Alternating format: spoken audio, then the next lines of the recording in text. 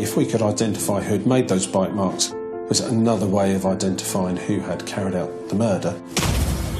You just couldn't take it in, because something like that doesn't happen to you, and especially in Dereham. He had no remorse, he was just pure evil. In April 2008, an ambulance was called to a flat in Dereham, where the paramedics found the body of a woman with stab wounds and bite marks to her face and chin. What began as a simple murder case turned into one of the most challenging investigations that Norfolk police had ever dealt with.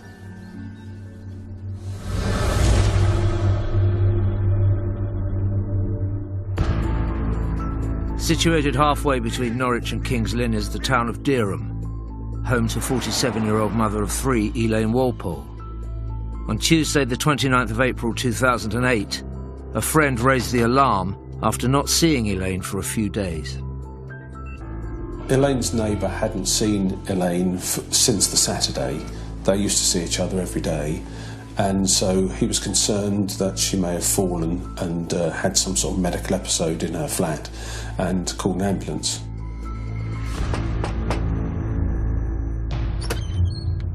Paramedics had forced their way into the property, where they saw Elaine dead on the floor. DCI Fry of Norfolk Police's major investigation team took over the case the following day and went straight to the flat. The scene was really quite chaotic. There were smashed plates and things strewn all over the floor. Some of the contents of drawers that had been pulled out and the fronts broken off. It was really very untidy. DCI Fry needed to quickly establish what had gone on. It was a case of door-to-door inquiries.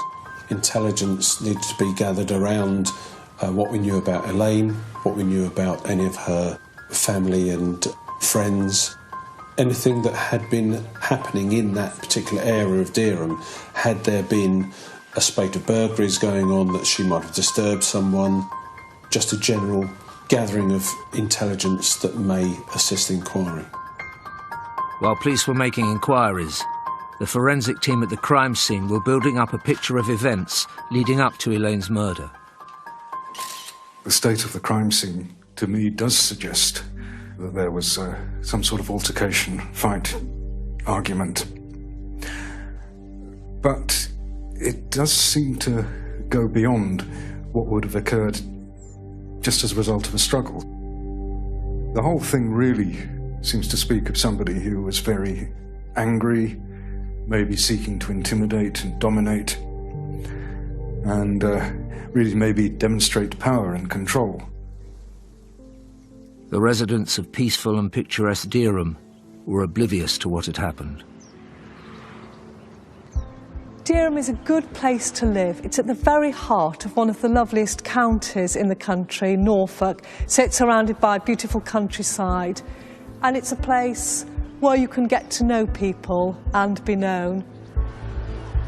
Dereham's a fairly tight-knit community. Everybody gets on with everybody, I think. Quite a lot of us know what everybody else is doing. Not always for the good, but generally, yeah, it's a pretty good community spirit around Dereham. People look after each other. Police quickly established that Elaine had family living locally. Unfortunately, they were about to receive some devastating news. I was at home with my children when I got a phone call to say my mum had died. It didn't seem real. I just felt numb. After I got the phone call, I phoned my sister. She was at work. My sister called my manager and asked me to call her back immediately. It was really urgent. At that time, I didn't know what was going on, so I called my sister as quickly as I could. She told me that Mum had died, and that's all we knew. We didn't know how, we didn't know when, we didn't know why. We just knew that she was dead. I first heard of my sister's death in the bank in Dereham. Everything was going through my head because you don't want to believe it. We all went round to my Auntie Jackie's to see if anyone could shed any light on what had happened, because at that point no one told us anything. The police didn't tell us anything. No one told us what was going on. We sort of had to use our imagination, I guess, and try and work out what had happened. So that was quite difficult. Until a post-mortem was carried out, police couldn't be certain about Elaine's cause of death. All they had to go on so far was what they had found at the scene. Elaine lay with her head in the kitchen, and there's a pool of blood around her head. She was naked from the waist down, and she'd several stab wounds, including one that went through her neck. There were some what looked like perfectly round circular marks, one on her right cheek and one on her chin. And initially I thought possibly she'd been hit with the bottom of a beer bottle with that slight stippling. Police needed to identify the mystery marks, a clue that could lead to the killer. I've been to probably between 50 and 70 scenes where there has been an unexplained or suspicious death, and you know, they can be extremely upsetting, but you focus on the job and really put it out of your mind, because you know, there's a job to do. Initially, with the examination of the scene, it was unclear how Elaine had died. It was rated as an unexplained death. The following morning, when the post-mortem examination results came through, which showed that she had 3 stab wounds and about 50 other injuries, including the 2 unexplained injuries on her cheek and her chin, I upgraded it to suspicious death. Suspicious death was a term police used for probable murder. It was time to share this news with her family. When we found out that my mum had been stabbed, me and my family, we just couldn't believe it. We were shocked. Couldn't believe it at all. Devastated, shocked. I was just unreal, really. You just couldn't take it in, because something like that doesn't happen to you, and especially in Dereham. You know, we were just, totally in shock. The investigation team needed to look further into evidence found at the crime scene for clues that would lead them to Elaine's killer. A knife was found on an arm of the sofa near to where Elaine lay that was identified as the knife that had been used to stab her. There was a broken bottle on the floor in the lounge that revealed a fingerprint. There were some boxer shorts still on the floor there, and a receipt from where she'd been to the shop the previous Saturday. That led to an inquiry to go and find out what she'd bought. And then that shop had CCTV, so we looked at securing that CCTV and looking through that to see if she was with anyone or if there was anything of value to be gained from there. Accessing the shop's CCTV footage and identifying the fingerprint would take a while, so the police looked further into Elaine's life. Elaine had a son and 2 daughters. All of them lived in the Dereham area. Clearly a close bond between them, and she obviously looked forward to their visits. Elaine was born in Hackney in London in 1960 and moved to Dereham aged 19 in the late 70s. She got told she couldn't have children, but later on she found out that she was due to have twins, and obviously she was ecstatic, really. You know, we was all happy for her. And then she had twin girls, and then she went on to have a little boy. I used to go and visit my mum every Friday with my nan and my children, and on the Friday before she died, she was laughing around with the children, dancing and singing with them.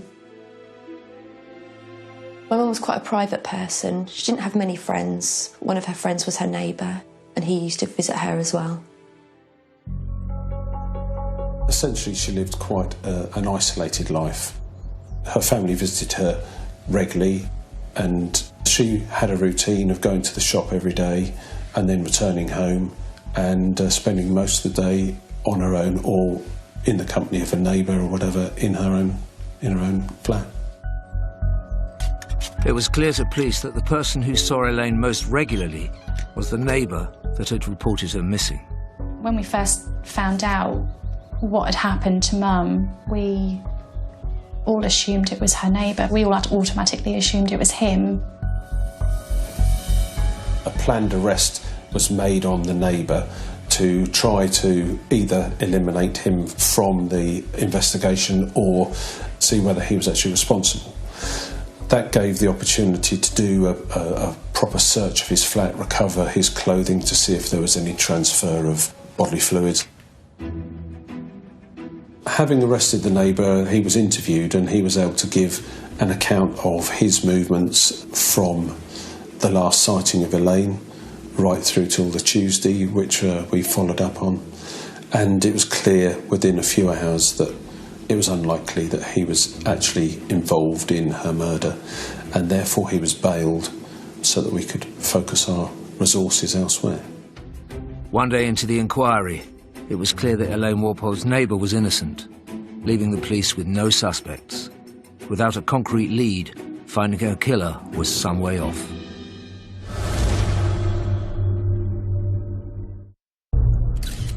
Police were investigating the death of 47-year-old Elaine Walpole, found stabbed to death in her home in April 2008. They believed it was murder, and news of the crime had spread in the normally safe town of Dereham. The time of Elaine's murder, I was running a pub just up the road, just a few minutes walk away from the flats that she was killed in. It was a big shock to everybody. Things like that don't seem to happen around here. It was a shock. Dereham is a very low crime area. There's no doubt about that. The statistics prove it.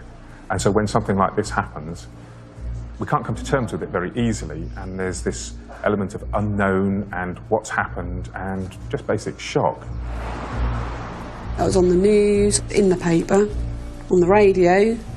Everywhere you sort of went, there was everybody talking about it, so you couldn't really keep it private. I used to hold my head down sometimes in town when I went in town, because I thought, oh God, who's looking at me now? Because I felt like everybody was looking at you. The police were waiting on forensic tests from the crime scene, and before long, results started to filter through. After 2 days, the fingerprint from the bottle in the lounge was identified, and it was shown to be that from a young man called Juvenal Ferreira. Records stated that Juvenal Ferreira was a 16-year-old boy from the Gambia. The problem was the fingerprint was on a bottle, which is a movable item, and therefore conceivably he may have been into a shop, picked a bottle up, put it back down again, then Elaine gone in later, selected the bottle and taken it back to her flat. So the fact that his fingerprint was in her flat was interesting, but the fact that it was on a movable item meant that I couldn't call him a suspect at that stage. Police had also discovered a shop receipt from 3 days before Elaine's body was found and had been waiting for access to the corresponding CCTV. The receipt found in Elaine's lounge identified a purchase in a local shop around about 4 o'clock this afternoon, and by looking at the CCTV we identified that she was in the shop with Juvenal Ferreira. A clear image of him on the CCTV, facially and from behind, clearly with Elaine, selecting some alcohol and then leaving with her. So with the images of Ferreira in the shop and the fingerprint in Elaine's flat, he was obviously becoming of greater interest, but not necessarily enough to be technically called a suspect. It was time to investigate Juvenal Ferreira further. Police National Computer is a tool that police officers use every day. If they suspect a car to have been stolen, they will check that on the computer. If they stop someone for some reason, they will check on the Police National Computer. If that person's wanted, it will be logged on there, and their criminal history is also logged on the computer, so they will know what those sort of people have been up to. Ferreira was showing up on the Police National Computer as having been arrested a few hours after he was spotted on the shop's CCTV footage with Elaine. Ferreira had initially acted quite strangely in the Memorial Gardens around lunchtime on the Saturday, where there were some people taking photographs, etc., and he'd acted a little strangely towards a lady there. He'd then gone to a garage sale on the Norwich Road, somewhere between the shop where he'd been seen with Elaine and Elaine's home address, and he was at the garage sale there, and again quite upset one of the ladies there, and was asked to leave. Also around that time, it would appear that he met up with a young lad on a nearby road, asked to borrow his bicycle and rode off on it. That bicycle was found in Elaine's flat.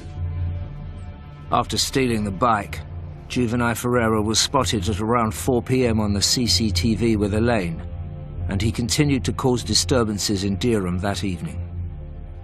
He went into the centre of town, where his behaviour became quite odd. He was leering through a window at a young girl there. He lay on the bonnet of a car and was acting very strangely. Several different young couples were concerned at the way he was behaving. And then he went into a supermarket, grabbed, I think, a bottle of wine and ran out of the supermarket. And it was as he was running away, he was rugby tackled to the ground by a member of the public who happened to be someone from a nearby army base. The police arrested Ferreira and took him to the police station, where he was found to be really quite inebriated, unfit for interview, and so he was searched and put into a cell overnight. He was found to have no underwear on. But he was basically laid down for the night to sober up, and then he was interviewed the following morning about the theft from the supermarket and his conduct in the centre of Dereham. Before Ferreira's release, Ferreira's fingerprints and DNA were taken. 2 days later, Elaine's dead body had been found. At that point, we didn't know exactly when Elaine had died. We didn't know that Ferreira was actually responsible for that. We knew he was involved in this fracas in Dereham, but there were still many questions left to be answered and a lot of detail to be found.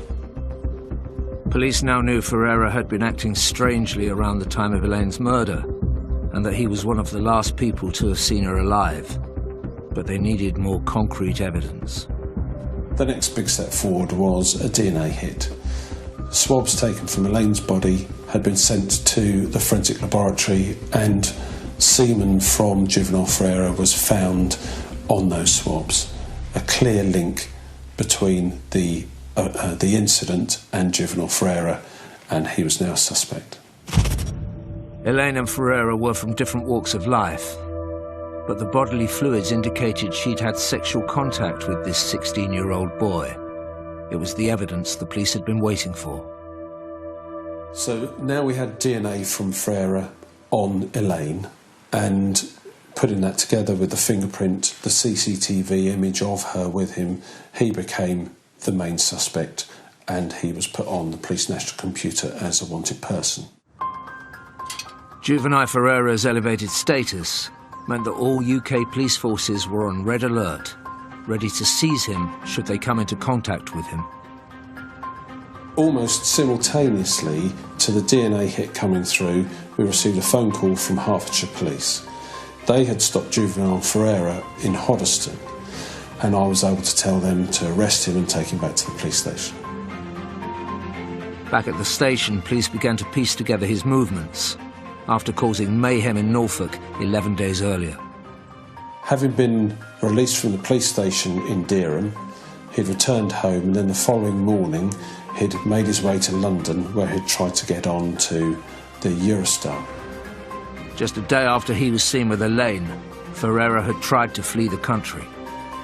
He wasn't allowed to get on because his papers only allowed him entry to the UK and not to the Eurozone as a whole. And he then made his way to Hoddesdon in Hertfordshire. In Hertfordshire, Ferreira had shoplifted, got into fights and robbed people, revealing a picture of a youth out of control. he had been in and out of police custody, beginning on Saturday the 26th of April, the day of Elaine Walpole's suspected murder. Finally, the net was closing in on the police's prime suspect in Elaine Walpole's horrific murder. In Norfolk, all the evidence in Elaine Walpole's murder was pointing to one man, and the police were desperate to talk to him. Elaine had been found naked from the waist down, with multiple injuries, and Juvenile Ferreira, aged 16, was the young man police had arrested for her murder, but not yet charged. Following Ferreira's arrest, I arranged for a search of his home address to be carried out, and in his bedroom, several items that linked him to Elaine's murder were found. A purse belonging to Elaine was found there, a SIM card and a phone, and there was a pair of boots with a blood stain on it, and that was later found to be Elaine's blood. He was represented in the interviews and basically said very little. I remember the interviewing sergeant saying to me that he was very surprised Ferreira seemed a lot older. But we carried on with the interviews, he said very little, and then gradually as we gathered all the different evidence together, the property found, there was his DNA, I was in a position to approach the CPS and ask to charge him with murder. The CPS agreed, and on the 10th of May 2008, 11 days after Elaine Walpole's body had been found, Juvenile Ferreira was charged. Juvenile Ferreira was charged with murder, but as a juvenile, he had to be treated differently. He was kept in a different prison, and if convicted, would be subject to different term of imprisonment. Roughly a third of that he'd be expected as an adult. Well, when we got told by the police that they'd caught someone, obviously we were, I don't know, we were sort of like, your mind's all over the place, because obviously you're happy that someone's been caught, but obviously we wanted to know who it was and why. So obviously it was all in sort of like mixed emotions, really. Ferreira was held on remand at Feltham Young Offenders Institute while police continued investigating him, discovering that he'd moved to Dereham from the Gambia in 2007. But confirming Ferreira's age was proving to be difficult. We still had our suspicions that Ferreira was older than he was actually saying.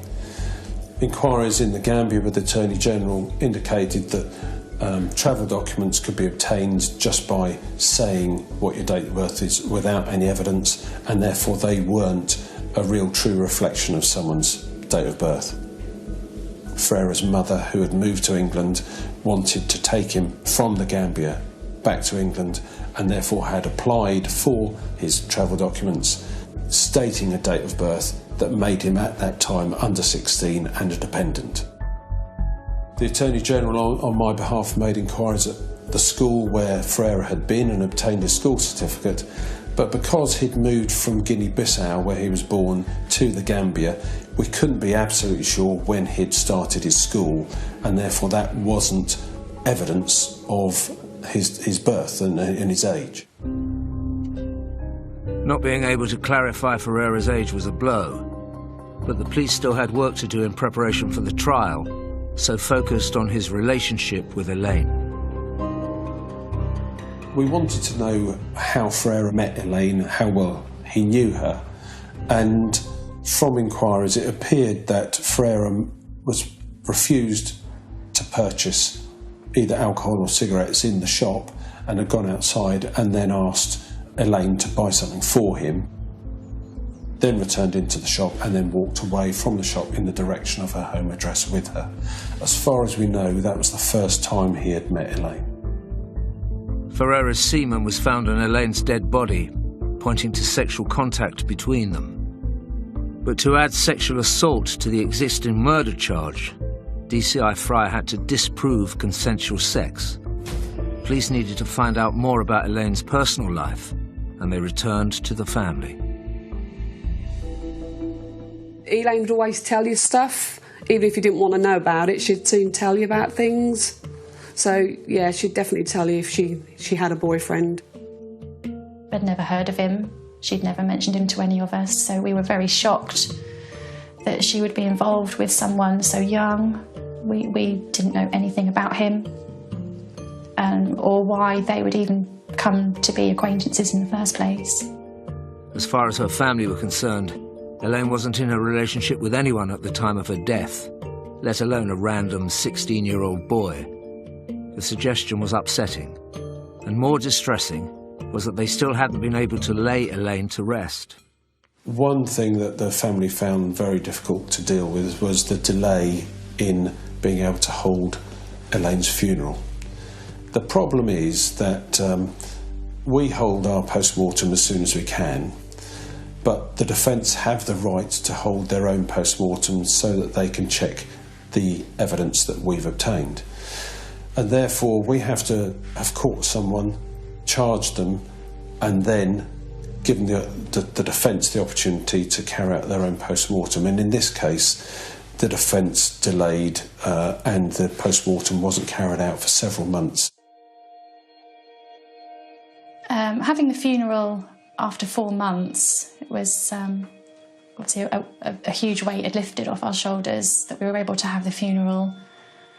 But we knew that the trial was coming up, so we still had that to deal with. So we were still all really anxious and worried about the outcome of the trial.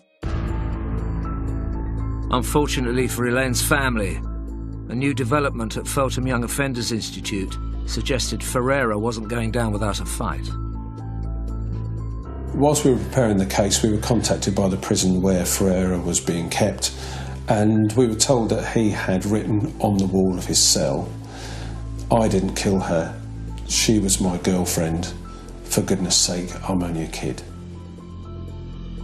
This gave an indication of the defence that Ferreira may be putting forward at court, that he knew Elaine, that she was his girlfriend, and it's quite common for people to remain sort of denying the offence right through the system. Graffiti, more commonly, is a way in which individuals make a statement about themselves to the world. It's how they want to be seen. Now, that might have a tactical element in that he's trying to influence people's views of his culpability, but it could be that he's trying to convince himself, because some sexual murderers don't like admitting even to themselves what they've done.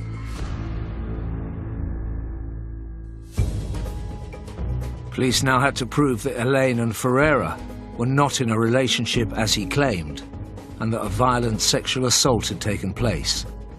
They went back to the evidence from the crime scene. A big conundrum was the injury to Elaine's face, to her cheek and her chin. It looked like a circle of identical marks, if you like. Could it have been the bottom of a bottle? Could it have been a pill packet in someone's hand as they struck her on the face? What had caused those marks? So I contacted the National Injuries Database for their expert opinion, and they said to me that there was a possibility that it was bite marks. They provided me with several experts, and I decided to contact forensic odontologist Freddie Martin. It was now turning into an incredibly complex investigation for Norfolk Police, needing to call on a forensic odontologist, otherwise known as a forensic dentist, to help them out. Forensic odontology is extremely useful to police and prosecutors. On the crime side, it's not uncommon in murder cases for the perpetrator of the murder to bite their victims. And they might bite them extremely viciously as well. Sometimes they're very vicious biting. And in rape cases, for instance, it's very common to find bite marks. And by examining the bite, photographing it, taking impressions from suspects and that sort of thing, it is often possible to match up the perpetrator with the victim. I sent Freddie photographs of the injuries, and after careful consideration, he was willing to give his expert opinion that they were bite marks. This was exciting because if we could identify who had made those bite marks, it was another way of identifying who had carried out the murder, but also it helped towards boxing off any defence as to consensual sex. DCI Fry needed to prove these bite marks belonged to Juvenile Ferreira, to charge him with sexual assault as well as murder. The police also needed to prove their suspicions that he was over 18. But with less than 2 weeks until the trial, the investigation team were running out of time.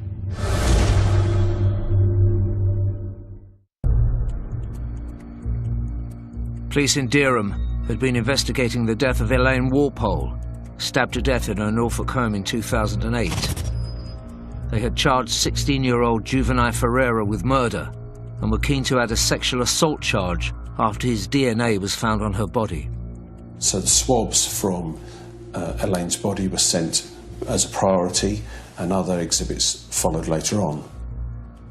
As it happens, the boxer shorts that had been found there, later on they were found to have Ferreira's DNA on. With only 2 weeks until the trial, the police had a limited amount of time to prove that bite marks found on Elaine's body had been inflicted by Ferreira. In order to prove that he had created the bites, we would need teeth impressions, and the problem with that is that they're classed as intimate samples and they can't be taken other than with the consent of the person. And when we approached Ferreira's solicitor, he refused. Without the dental impressions, we couldn't prove that Ferreira had caused those marks on her face.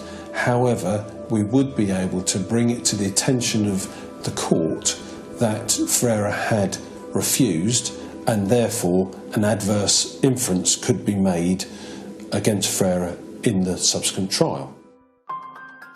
This meant the judge could tell the jury that Ferreira had refused to produce the dental impressions, knowing it might hurt his defence. The solicitor rang CPS on the Thursday before the trial and said that they would give permission, clearly in order to stop any adverse inference being made. The police had just 1 working day before the trial to get the evidence they needed from Juvenile Ferreira. I rang the odontologist and he said that he'd get onto it straight away. He went to the prison the next day, obtained the teeth impressions, worked on them over the weekend, and by the Monday he had positive proof that the bite marks were made by Juvenile Ferreira biting Elaine on her face and on her chin. The new evidence meant that 16-year-old Juvenile Ferreira stood trial charged with both the murder and rape of Elaine Walpole, with the police confident she had never had consensual sex with him. Throughout the trial, Juvenile Ferreira maintained a defence that he was in a relationship with Elaine and that he had consensual sex with her and had left her alive and well on the Saturday and had no knowledge of her murder. This was clearly upsetting for the family, him suggesting that he was in a relationship with her, which they didn't believe at all, and it was really the only way he had to go to try and explain the sexual element to the offence. We had no idea why they would be associated with each other. They seemingly come from different walks of life. Obviously, my mum was a lot older than him. We don't know why their paths would have crossed. One can only speculate, but it is possible that he experienced something like a perceived rejection, or that she wouldn't comply, maybe with sexual advances. Perhaps because of the state that he was in with the alcohol, or the emotional state he was in generally. Maybe he was just all too ready to take out his feelings on her. In his defence, Ferreira claimed that on the Sunday after his release from the police station, he'd returned to Elaine's flat and found her dead. He said that he was shocked by what he saw. He'd moved the knife, he'd got blood on his hands, and he'd washed his hands, and that somehow that's how blood from Elaine had got onto his boot. At some point he claimed that it was possibly a drug dealer that had committed the offence, again upsetting the family. And when he was challenged as to why he hadn't reported what he found to the police, he said that he'd gone to the police station but was too scared to go inside, and so he hadn't reported it. He continued to deny biting Elaine, he continued to deny any violence towards Elaine, but he did admit stealing some of her jewellery. Having stayed silent in interviews, Ferreira was now claiming he had known Elaine was dead before the police did, but wasn't responsible for the killing. Going into court and seeing him standing there, the person that killed my mum, was horrible. I made eye contact with him and he stared me out. He had no remorse, he was just pure evil. DCI Fry felt the prosecution had a strong case against Ferreira, with CCTV, fingerprints and DNA evidence, plus the forensic dentist who took the stand. Freddie Martin was obviously a key witness, and he came along to provide the evidence that Ferreira had caused the bites on her face. And as we waited outside court, I spoke to Freddie about our problems identifying a real age for Ferreira, and I said to him, it's a pity you can't age someone by their teeth like you can a horse. And Freddie turned to me and said, well, you can. When you're trying to prove that somebody's over the age of 18, or whether they're under the age of 18, then it is the third molar tooth, the wisdom tooth, that is the one that's going to give you that essential bit of information. You would expect that tooth to start to erupt into the mouth about 16, and 3 years later you would expect the root of that tooth to be fully formed. This new information was an important breakthrough. If Ferreira had fully formed wisdom teeth, he would be at least 19 years old. But the prosecution and the defence had already given evidence, and the jury were now ready with their verdict. On the 15th of December 2008, Ferreira was found guilty by a unanimous verdict. He was convicted of the murder and rape of Elaine Walpole. When he'd been found guilty, it felt like a weight had been lifted off our shoulders, and finally my mum could have some peace. It was at this point, if he had been sentenced as a juvenile, he would have got a third of the sentence that he would as an adult. And this was the point where we approached the judge through the barrister to ask for more time to prove Ferreira's true age. A conviction for murder and rape would have meant just 8 years in prison if Ferreira was sentenced as a juvenile. After the guilty verdict, we then got told that it would be adjourned until further investigation on his age, and we were relieved that they were actually going to sort out his age and so that he would get the sentence he deserved. As x-rays of Ferreira's teeth had recently been taken to prove he'd bitten Elaine, the police already had the medical records they needed to analyse. Freddie Martin, the forensic odontologist, went to work on the x-rays of Ferreira's teeth to try and prove exactly how old he was.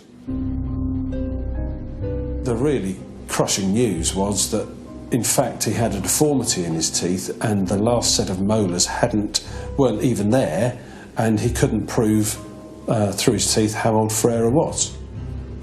There are certain abnormalities that can occur with the development of the third molar tooth. The roots can become fused. It may have a high degree of a curve on the end of the root. It may not fully form, and then it makes it difficult for the forensic odontologist to actually use that third molar tooth as a method of age assessment of that individual. The news was terrible, really. We'd really hoped that that would be the final thing to show how old he was, and it had been ripped away from us. And we were up against the clock. We had to get some sort of evidence to prove his age before he was due to come back for sentencing. I talked it through with Freddie, and he said, well, there are other ways of proving someone's age. There are different bones in the body that develop at different stages. The wrists, for instance, the bones in the clavicle, through the sternum. But he said he wasn't really the right expert to do that. We needed our own expert, a forensic anthropologist, to give expert evidence as to Ferrera's age through his bones. There was a real problem here because it's so difficult to get someone out of prison for any reason, but to take them to hospital for x-rays is unheard of. It was another race against time, as police went about trying to arrange further x-rays of Ferrera, now a convicted murderer. Ferrera's defence were also making things difficult for the investigation. The defence demanded that their expert be present when the x-rays were taken, but the prison said that no one was allowed to know where the procedure would take place beforehand, and therefore we had to arrange for the defence expert to be picked up by police officers and taken to an unknown location to be present as the x-rays were taken. The prison sent him along attached to the biggest prison officer you've ever seen. There was no way that they wanted any chance for him to escape. X-rays were taken of Ferrera's body, which DCI Fry immediately sent to their forensic anthropologist to analyse. Julie Roberts was able to say, through the development of the radius of the bones within his wrist, that Ferrera was probably around 21 years old, but at the very least 19. That meant he was an adult. That meant that he would be sentenced as an adult. On the 27th of March 2009, after an 11-month investigation, Juvenile Ferrera went back to court and was sentenced, as an adult, to 22 years imprisonment, roughly 3 times what he would have got as a juvenile. This was excellent news. Every time we thought that we were getting somewhere, there'd be another block put in the way, and it was a long journey, but this was the end of the road, and we were able to achieve exactly what we set out for. The police were amazing. They went above and beyond what we ever thought they would do to secure a long sentence for us. I think everyone was just relieved that after so long we'd finally gotten justice for Mum.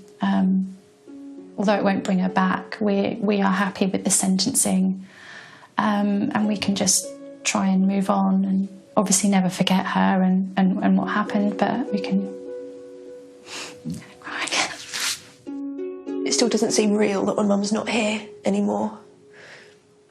It's just like a nightmare, really. You never think it's going to happen to you as a family, but it's happened to us.